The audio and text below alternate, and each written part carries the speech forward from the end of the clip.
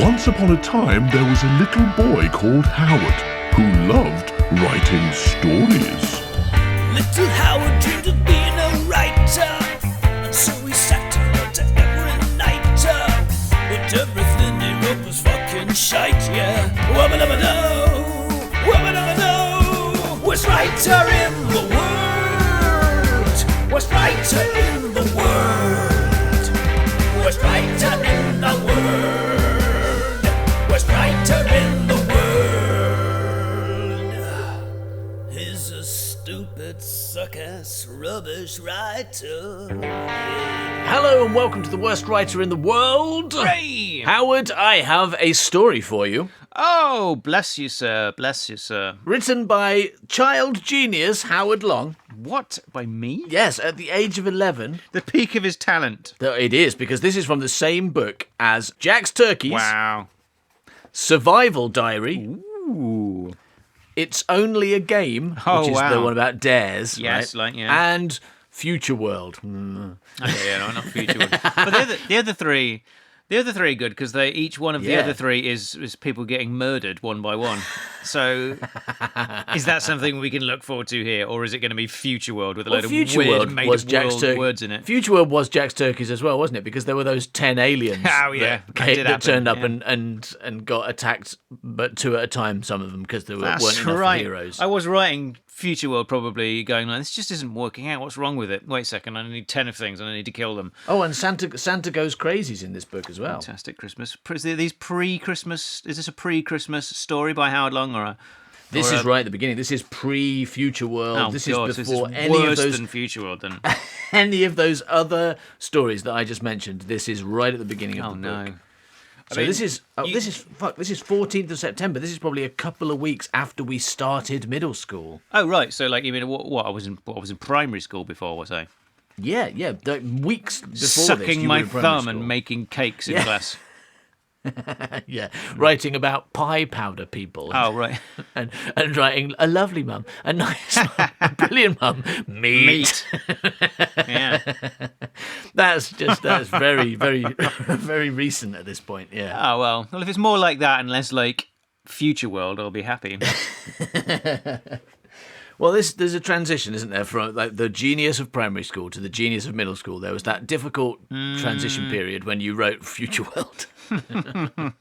Well, you were overreaching yourself, weren't you? Future World, you were really trying to create a whole universe with like made up like races Yeah. and words and and future technology and stuff. And then you went, you know what? I think I've overreached myself a bit. What if there were 10 turkeys and all I did in my story was just say what happened to each of them? Okay, 2 of them. Two of them. Yeah, fuck two. 2 of them.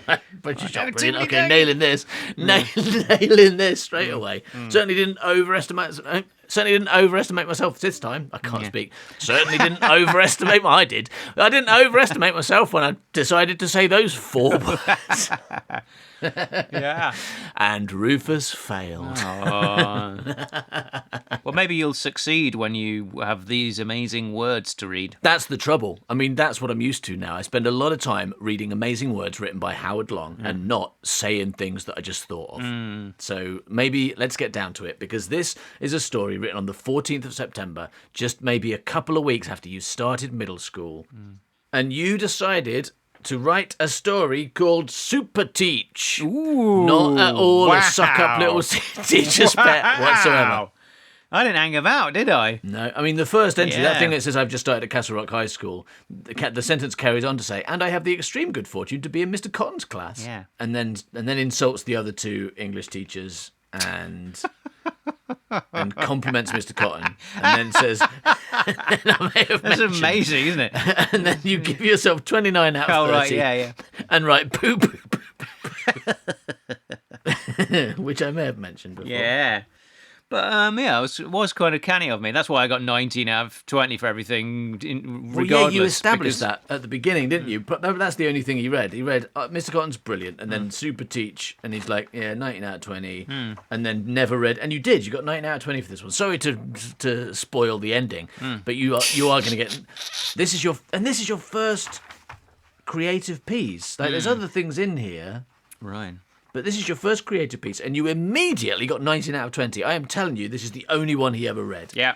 Also, there's 0 corrections in this, so maybe you didn't. Oh, no, there's one. Oh, did he correct rubbish teacher to brilliant teacher? How did you know? No, he corrected brilliant teacher to weird old man who makes 12-year-olds write about what they look for in a potential sexual partner. Yeah. Meat. That's what I look for. Yeah. What do you look for in a potential partner? A lovely mum. A nice mum. Meat. Maybe I got those two things mixed up.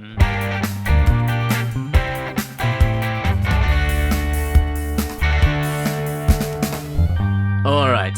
So, SuperTeach. Here we go.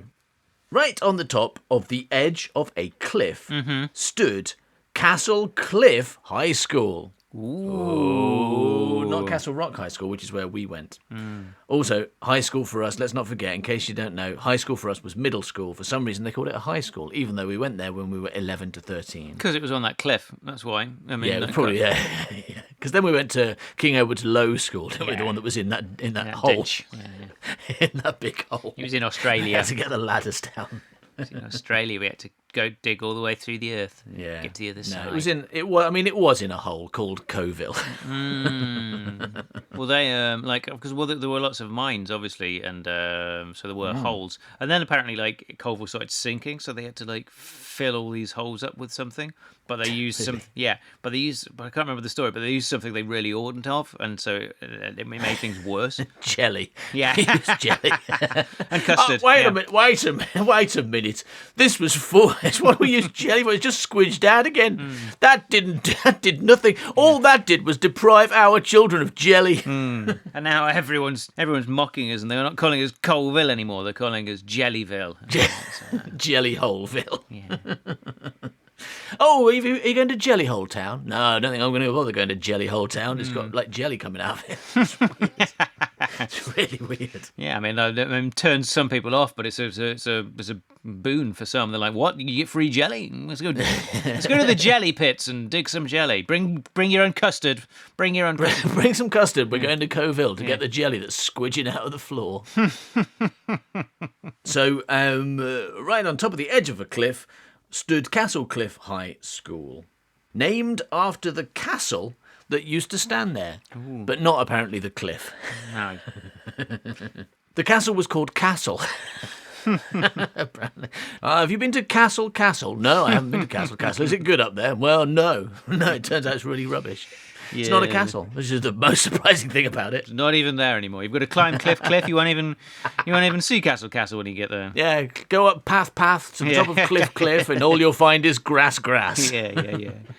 All right, so, oh God, you really are a suck-up teacher's pet scumbag. Thank you. Okay, no. You're really good at reading, Rufus. Very good. I've got you an apple. Thank you.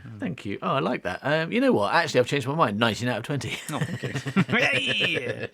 Works every time. Okay, so named after the castle that used to stand there.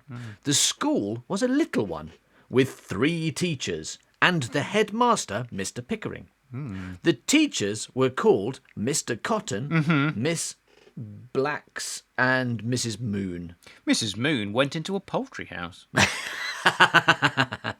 Mr. Cotton got in a tramp sack. Yeah. And Miss Blacks got in a car. Car drove off. There were 70 pupils. Okay, there we go. Their names were... Yeah. Approximately 23 in each class. Approximately 23 because there were 70. So actually it's 23 and a third pupils in each class, isn't it? Yeah. There are some pupils I wish to mention. Hooray! Oh my God. Hooray! Yes! Why did you never invent any names? Okay, so there are some pupils I wish to mention. The first one is called Paul Me.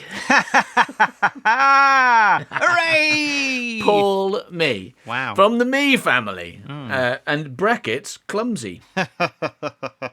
Okay, so we've got Paul Me, clumsy. Howard Long, brackets, imaginative. Ooh, thank you. And Dean Johnson, the school bully. Oh, no. There was a secret that Mrs. Moon kept to herself. Wow. In fact, there were 2 secrets. Oh, okay. Yeah, fair enough. But of course, there weren't 2 secrets. No, there were 10. 2 of the secrets went into a butcher's shop. Yeah. I hope what you've done, and I'm not going to read it yet, but I hope what you turns out you've done here is you said there was 1 secret, decided that wasn't enough, changed it to 2, and then realised you couldn't think of a second one, and you'd overestimated yourself again. Yeah, but that'd be fun. The first 2 secrets were, yeah. That's just one. Brackets DS. Yeah. Thing is, if I do run out of secrets after 1, I can always say that the second one's such a secret I'm not allowed to tell you, can I? Yeah, that's why it's a secret. I hope that's the joke, the really clumsily set up joke that you wrote there was 1 secret and then you thought of that joke and went, actually there were 2. Yeah. And then you tell the first secret and then you go, and the second one is 2 secret and you can't know. Yeah. All right, so no, here we go. 2 secrets. 1, that there was a curse on the school. Ooh. And the other, that when there was a full moon, she, that's Mrs. Moon, of course, would turn into, capital letters, SuperTeach. Hooray! Wow. Now, I'll get on to the story. Brilliant line there. But apparently everything we've heard so far has not been the story. Because now I'll get on with the story. Okay, so once upon a time there were 10 turkeys. So nothing to do with what's come before. Yeah. No. It was a Friday dinner time. Mm-hmm. Dean was bullying a lad named Robert. What was he saying to him? Was he calling him poor, fat and stupid? That's what I want to know. Yes. I mean, it should say, considering the characters we've had named, it should say, Mr. Cotton was bullying a lad named Robert, shouldn't it? Yeah. No, so, but let's change it. So, going back, so there are some people I'd like to mention: Paul Me (brackets clumsy), Howard Long (brackets imaginative), and Mr. Cotton, the school bully. Okay, and Mr. Cotton was bullying a lad named Robert. Yeah. Howard was having brainwaves about writing computer games. Ooh. Wow. Did you? When you were a kid, did you dream of writing computer games? Not only did I dream of it, I did it. And when you can play... No, I've no idea. Because I did. Yeah? I really did. So full of promise. You were gonna write computer games. I was gonna...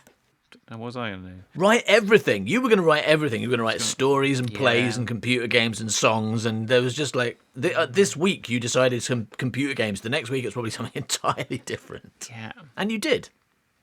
Exactly. You have now got a show named after, like, you are the titular writer in a long running show. Yeah. That by the time we release this, it's over 200 episodes. Ooh. With you as the titular writer. I mean, come on, if I could go back and tell you that one day all this writing you're doing will be published, everything. Yeah. Because that's true, right? I mean, in the terminology that we use, we are publishing podcast, right? So I could go back in time and say to young Howard, listen, every single story you're writing at the moment, even the ones you don't finish, oh my God, they are going to be published in a long-running show devoted to, and in audio form as well, and a long-running show devoted to your writing and almost nothing else. A bit of mine, but mostly yours. Do it. Okay. I mean, like, he was really upset. He was crying. He was crying so much. That was a real mistake. He was crying. He wasn't. He was a brave boy. What you need to do... He wrote a whole diary about how he cried. In fact, hang on, I'm just going to look up my life story. Okay. Adult Rufus turned up and told me that in the future my writing's going to be part of a show called The Worst Writer in the World. Cried.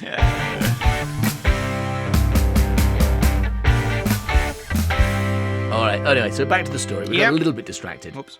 And that was all because Mr. Cotton was bullying a lad named Robert. No, that's because Howard was having brainwaves about writing computer games. That's what got us there. And Paul Me was tripping. Wow. No, Paul Me was tripping over the dustbin. It was in the middle of that action. Yeah. Robert was being bullied, Howard was having brainwaves, and Paul Me was doing a slow-motion trip over a bin. Yeah.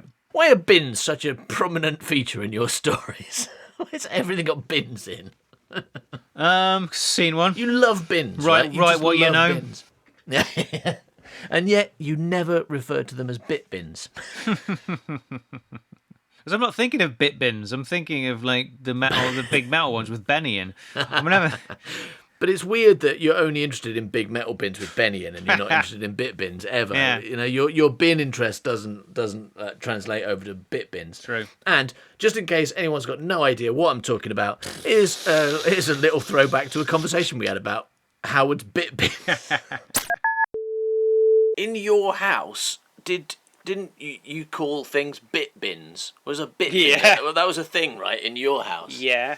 Yeah, I Not thought just so. our house. I never I heard think- it I think it's- anywhere I think else. everybody in the world calls it a bit bin. I think it was The just bit bin. Well, let's ask our listeners.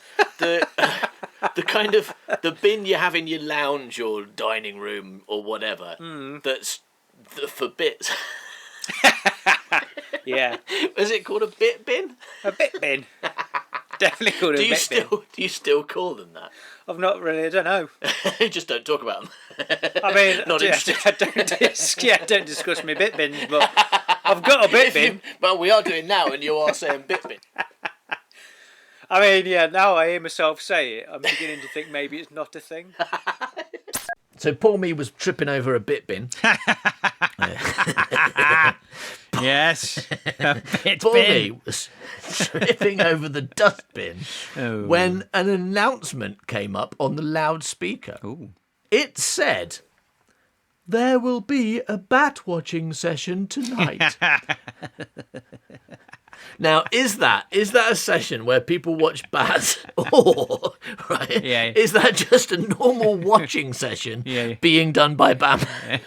Yes. Right? It's like it's not a watching session. Yeah. It's a bat watching session. Definitely. That is confusing. Like, do you call it a bat eating session when you have dinner? Yes, I do. Do you eat bats? Sometimes by accident. Yes, yeah. I don't intend to, but it gets very confusing. That's right. No, tonight, everyone's going to be sat down watching the TV, and Batman's going to be there, and it will be a bat watching session. Yeah, Just because he demands to call it Sometimes. that. No, stop calling it watching the TV. It's called a bat watching session. bat watching the bat TV. Anyway, I'm going to go and have a bat bath. And I'm not sure if that's a bath in bats or just me having a bath. No, so there's going to be a bat watching session, which, by the way, means a session watching bats and not Batman watching things, okay? If anyone wants to come, be here in the staff room at 11 p.m. Jesus. Wow. I mean, not many middle school activities for 11-year-olds happen at 11 p.m. Come if you want, no stress. You know, you don't have to sign up or we don't have to do a risk assessment or anything. Yeah. I mean, it was the 90s, so probably didn't. No, you have to take a form home. There's no time to do that. This seems like they are in a, a boarding school. Boarding school, yeah, maybe. I mean, yeah, this is fictional. It's not Castle Rock High School. It's Castle Cliff High School, which is on a cliff. And Batman goes there, so you know it's not real. He's rich. Batman did not go to a state school, No. right? He definitely went to a private school. Yeah. What, a bat boarding school? It was just a boarding school, Batman. Come on, you can't retcon everything in your life to be a bat thing. Yeah. Anyway, so I was bat born on a Saturday to my bat mum. Bat born on Batter Day. Yeah. All right, so be in the staff room at 11 p.m. ... Oh. 11 p.m. Full moon. 5 people turned up. Dean, Richard Hatter, brackets, the Mad Hatter. Yes. Who's Richard Hatter? Do we know him? Is he a real person? He's a real person, yeah. So full moon, 5 people turned up. Dean, Richard Hatter, the Mad Hatter, Howard, That's me. Paul, and Alf, Alf brackets, was there. Howard's friend. Oh. All the teachers were there. Yep. That's 3 teachers. Yeah. Mrs. Moon ran into the toilets because she was changing into SuperTeach. Rah, rah, big teeth hair, eat people and sheep. Yeah, definitely. So she was changing into SuperTeach. Suddenly, she heard cries from the staff room. Paul had fallen out of the window. Oh, fucking hell. Paul, no! He's stepped it up from falling over bit bins. Now he's out the window and was falling down the cliff. I tell you what, though, on the bright side, he does do all his falls in slow motion, so she's got time to save him, I guess. That's true, yeah. It's actually kind of handy that cliff's there as well, because if he'd just fallen out of the window, then he would have hit the floor a lot earlier, but he's got a long way to go till he finds that sea. In one way, But also, if they're on the ground floor and he'd fallen out the window, he just would have hit the floor and then got up and walked away, and that would have been fine. So in a true. way, it's unfortunate that cliff's there because now he's going to die. So he was falling down the cliff. Poor me is falling down the cliff. Mrs. Moon had to do something quickly. She flew out of the toilet window and zoomed after Paul. Whee! Paul was about to hit the ground Oh my god. when SuperTeach, brackets Mrs. Moon, Oh, fuck. Revealed. Shit, no, we've revealed a secret identity. twist is the final M. Night Shyamalan twist. Oh, by the way, yeah, that was Mrs. Moon. Grabbed him by the legs and flew up to the staff room. Unfortunately, the shock of his fall being stopped so suddenly broke his neck, and he was fully dead when she got him up there. No, this isn't Spider-Man. Okay. So she grabbed him by the legs and flew up to the staff room and put Paul in, they said. Yeah, put And Paul in, put they said. Paul in, they said. And put Paul in, full stop. They said. Right, fuck. Yeah, there's no full stop and there's no capital letter afterwards, but you're right, that's what it is. All right, so she flew up to the staff room and put Paul in. I don't know who they is though. I don't know whether they is Paul or Mrs. Moon. No, that's like people in general, because the next, I right. just glanced ahead to try and make sense of it, and also it says it in brackets actually, because it says they said brackets the kids and teachers. Yay! Yeah. I mean, yeah, because we know if a pronoun is confusing or if it isn't, you're going to put brackets and tell us who's talking. Yeah. So they said, the kids and the teachers, that a giant bat, okay. Yeah, that makes more They sense. said that a giant bat had pulled Paul out of the window. Oh my gosh, Batman. Yeah. The window They said window. that Batman had pulled Paul out of the window. The window. Then SuperTeach saw the bat and flew after it. Oh my gosh. She caught hold of the bat and disintegrated it. Suddenly, a white and evil-looking mist Oh no. left the school and blew away. What's going on? I was keeping up with this story until it suddenly went weird at the end. I mean, a kid fell out of a window. SuperTeach saved him. Perfect And then sense. What are you talking about? this started happening. Because there's two secrets about Cliff School, about Cliff on the Cliff School. What's it called? Cliff Edge School. There's two secrets about Cliff Edge School. One, there's a curse on. cliff. There's a curse on the school. And Oh, yeah, I two, forgot about the curse. Mrs. Moon is SuperTeach. It's just that I've said that so often and reiterated it. I keep forgetting. I should be saying Paul was at school. Open brackets. It was cursed. Close brackets. And that's why he fell over a Paul bin. fell over a bin Yeah, because because it was it's cursed, cursed. and the curse was to make Paul me trip over Yeah. things a lot. Yes, and he Very fell out the specific window. curse. And the curse was personified or bat-sonified, if you will, as a By a massive giant bat. bat. Yeah, and she destroyed the bat. Now the curse has gone. Okay, and also, but Oh yeah, hey, I'm not a curse. I'm vengeance. Okay, stop saying I'm a curse. yeah. You're not vengeance, Batman. You're a rich bloke in a silly outfit. All right, stop punching poor people to death. Yeah. You're not helping anyone. It was like it was the giant bat that Cliff Edge School needed but didn't deserve. There we go, something like that. Some meaningless sentence like Some that. reference like I that. mean, yeah. yeah. Whatever I said makes as much sense as whatever Gary Oldman said in Batman. Yes, That's all. agree. It's a good reference for that reason. All right, so they said that a giant bat had pulled Paul out the window. Then SuperTeach saw the bat and flew after it. Mm-hmm. She caught hold of the bat and disintegrated it. Suddenly, a white and evil-looking mist left the school and blew away. Brilliant. And Dean became nice. Oh wow. He hasn't been in it. So the mist made him nice. Yeah, it was in it. He was bullying a kid. Oh, he but was bullying a lad named Robert at the beginning. You wrote him out and replaced him with Mr. Cotton. Yeah, but so at the beginning he was bullying a lad named Robert, and then we forget all about him, and all this stuff happens, but not to him. He just a side effect of a mist of a bat Yes. knocking a kid out of a window and SuperTeach disintegrating that bat and saving the kid. Yeah. A strange side effect is that Dean became nice. Yeah. Maybe it's a more kind of like 80s version of the word nice, and like Dean just came out of the closet or something. Is that an 80s version? Yeah, of the they word said nice? it said if you were a nice boy back then. That Oh, fuck yeah, I remember that. Yeah, I remember that. he's a nice Okay. boy.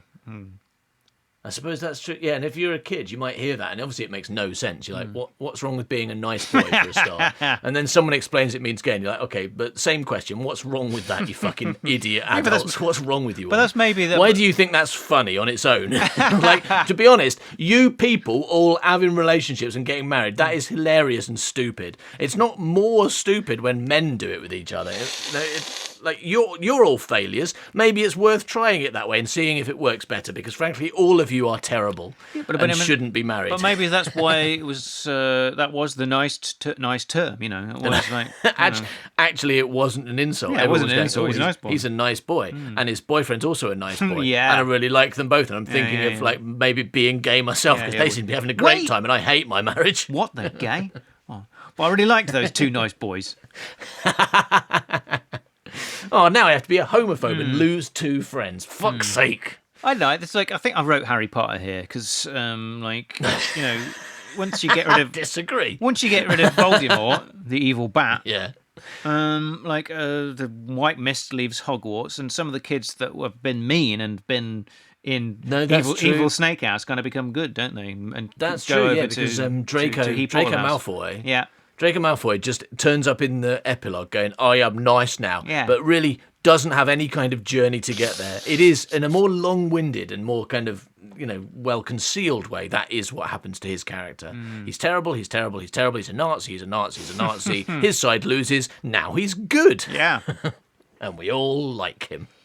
There we go. Well, that's it. It's because Dean Johnson's side lost. He was like, I better pretend to be nice now. So you did invent Harry Potter. I will be suing immediately. I wish someone would fucking... Give me my Harry Potter money, JK. All right, but can you sue her not for money, but just like say, can you shut up, please? That would be worth much more than money. If I win this case, would you please shut the fuck up? I don't know. I mean, no, because we live in a capitalist world, so like, no, I want the money. Okay. All right, but then I'm going to sue you. I'm going to claim that you stole this idea from me. But I'm going to sue you that if I win, J.K. Rowling has to shut up. You can keep your money. That's fine. Oh yeah, so going back to your point about nice boy, right? Yes. You said Dean became nice. Like what I was saying, like my idea was, like you hear adults saying, "Oh, he's a nice boy," and then you learn what that's meant to mean. You don't necessarily understand that both words are necessary. Like to say someone is, like, for these idiot adults who are using weird euphemistic slurs, right? To say someone's nice and to say someone's a nice boy are 2 completely different things. But as a kid, learning that, you don't necessarily understand. So you're like, "Oh, he's nice." Mm-hmm. So I think that is believable that you might mean that Dean became gay. Yeah, I mean, if you just went on to the next sentence where he drops his trousers and starts having sex with Richard the Mad Hatter, then you'd know, wouldn't you? Yeah, that's the only way we can know that someone's gay, if they start immediately fucking a man. Yeah, absolutely. Yeah. But what I want to know is what Yeah. happened. Was like what made him realise his sexuality at this moment of tension? Like, has he secretly always been in love with Paul Mee, but he hasn't been able to admit it to himself? But then seeing him in that danger, like after that, he was like, "No, I can't deny my true feelings anymore." Yeah. Paul, every time you trip over that bit bin, I'm just driven wild with desire for you. Yeah. All right, so SuperTeach flew through the toilet window and turned back into Mrs. Moon. Everyone told her what she had missed and about the flying woman, and she smiled to herself, and everyone walked home into the sunset. Little Howard dreamed of being a writer, and so he sat and wrote every night. But everything he wrote was fucking shite, yeah. Wubba-dubba-doo, wubba-dubba-doo. Worst writer in the world, worst writer in the world, worst writer in the world, worst writer in the world. Thank you for listening to this episode of The Worst Writer in the World. And I have a very special thank you, a very particular thank you this week. Sexy. Because, in the middle, there was a bit where we said that we would listen, if I could find it, we would listen to us talking about your bit bin. Oh, yeah. The little conversation we had about your bit bin. And when we were recording this episode, when we were recording this SuperTeach, I thought, that's probably possible. I can probably work out in what episode we talked about your bit bin, and then I realised it's not connected to anything, and there's absolutely no way I'm ever going to find that conversation. It's like, unless I listen to everything we've ever released, because it's so unconnected. It could have been literally anything, any Secret Gang podcast, any Worst Writer, any Great Binge Thief. Like, it's like there were so many possibilities. I had no chance. Yeah. Because we talk about it all the time. No, we talked about it once, right? Twice now. This is the second time. For some reason, now we're referencing bit bins. Well. But I thought our listeners are pretty amazing and some of them listen to our shows too much and also have good memories, unlike us, right? So I went on our social medias and I asked, does anyone know in which episode we talk about Howard's bit bin? And someone answered and very quickly knew where it was, and it was Caitlin Plaster. Was it? Oh, I don't know. It was Caitlin Plaster. So massive thanks to her. If she hadn't answered that question, that section would not have been in this episode, because there's no way. It was in Is Howard Smarter Than a 10-Year-Old? Oh, right. Remember that? No. Would you ever dream of starting to look there? I would never listen to that. No chance. I would have listened to all the Secret Gang podcasts first, all the chat ones first. I don't know what that is. What is that? Is that public? Is that something from the Secret Gang? That's from the Secret Gang, yeah. People should absolutely join the Secret Gang if they want to listen to things like that. But it's one of the older episodes of the Secret Gang podcast, when basically I found a lot of questions from Are You Smarter Than a 10-Year-Old, or the American version Are You Smarter Than a fifth grader, and asked them to you, and we basically tried to find out if Howard was smarter than a 10-year-old. And I won't spoiler it. The Secret Gang podcasts are available to all of them are available to the $7 tier, which means you could sign up for $7 and immediately get access to that episode and all the others. And there's a lot. We've been doing this for years now. Yeah. So go and check it out at patreon.com/manbycow. Brilliant. And how could you possibly be disappointed when you know that we will talk about Howard's bit bin? Thanks for listening, everybody. Bye-bye, Milk. Bye-bye, Milk. He's a stupid, suck-ass, rubbish writer. Yeah.